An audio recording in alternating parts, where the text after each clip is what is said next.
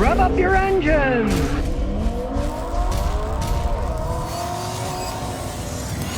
A422% says, Scotty, how long will this GM strike last? This is kind of like the last dying gasp of the dinosaurs. Everyone knows all these rich corporations, they want to make as much profit as possible, squeeze it all out. As of last year, the ones they sold in China, they were all made in China. Long run, they move almost all their production to China because it's cheaper for them there, and they're going to make more profit. That's all the corporations care about. They pretend they care about people. They don't give rats behind about peoples that work for them. They don't care. They're just out to make a profit. They're amoral, which is pretty much the same as evil in my book. Who knows how long this particular one lasts, but it's only a matter of time that's fading away, and they'll move things to China where they can do them cheaper and not have to deal with all kinds of legislations and stuff. I just say, you watch, 10, 15 years from now, they'll probably move most of the stuff overseas just because they make more money that way. And they've already making them over there. It's not like it's a new thing.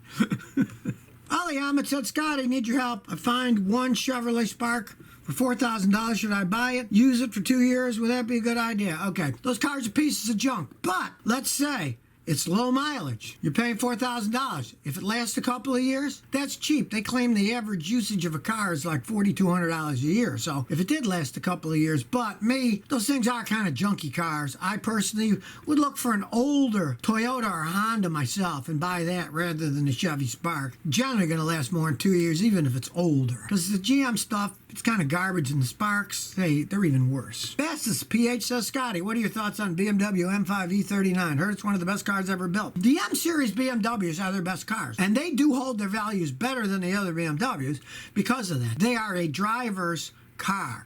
I have customers with them that they knew they paid too much for them used, but they said, hey, I like the car, I like driving the car, and I know that they're kind of collector's items. That said, they are so much more expensive to work on. I'll give you an example. I had one over here that it needed struts, and on a normal BMW, the struts are kind of a pain in the butt, but it's doable. On this vehicle, you practically had to take the entire front end off the car to do it. I took one look at it and said, I read on my data system what has to be done. I says, I don't have the equipment for this. I don't have a lift. And so I sent it to a guy that I use that does heavier duty stuff than I normally do. And he said, Scotty, I don't touch the M Series because I don't have all the tools for him. So he ended up having to go to a specialist and pay out the nose to have it done. And that's the way those cars are. If you want a good driving car, yeah. But when it comes to fixing them, be prepared to shell out a lot of money. William Bishop says, Scotty, what do you think of Marvel Mystery Oil? I've been using that stuff for decades. It's a really good oil for breaking free rusted things. Somebody has a locked up engine, won't turn over because it's sat for years. Fill each cylinder with Marvel Mystery Oil and let it sit for 2 or 3 days. Get a giant long pry bar with a socket, put it on front of the engine and start pulling.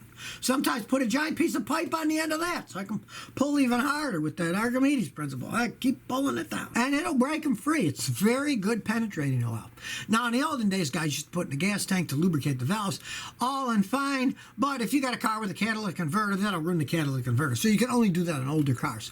But it is a very good penetrating oil. I got bottles of it in the garage, and I use it for all kinds of stuff. 747 Flyer says, Scotty, I have a tap-it ticking sound coming from the passenger side of my engine. 03 Toyota Corolla, the engine works fine, performs. What should I do? Those often have minor problems with the variable valve timing assemblies on them. And if the noise is there, but it runs okay and it's not tripping any codes, a lot of guys will live with that. You got to tear the engine apart. It's a very expensive endeavor, especially if it's higher mileage. They often will do that. Another thing it can be is sometimes the fan belt, the automatic tensioner will go bad. You can just take the fan belt off. If you run it, the noise goes away, then you know it's either the belt or something that it drives. But if you do take that belt off and the noise is still there, generally on those things, it's the variable valve timing and the timing chain making a little bit of noise, which they often do when they get higher mileage, and really you can live with it rather than spend the thousands it would cost you to take it all apart and have it fixed correctly. Morgan Bow says, 95 Camry in Australia, no filter for the cabin. You've seen this before? Oh yeah, 95 Camry in the United States doesn't have one either. It wasn't until later that they started throwing all that stuff in there. It took a lot of time before they decided they were going to do that.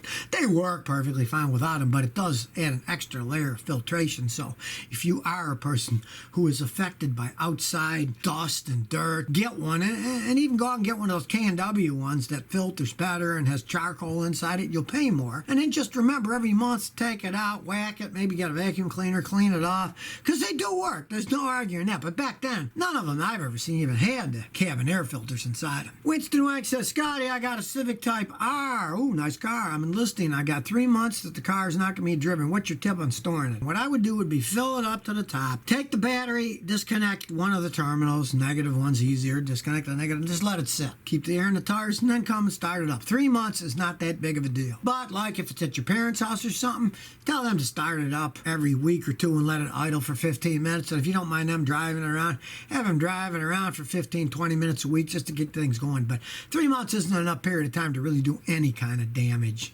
But it's best to fill the gas tank up to the top. Then it's full to the top and there's not much water vapor because there's not much air inside the tank. If you're going to store it for a long time, it's best to fill the tank to the top, high as you can get it.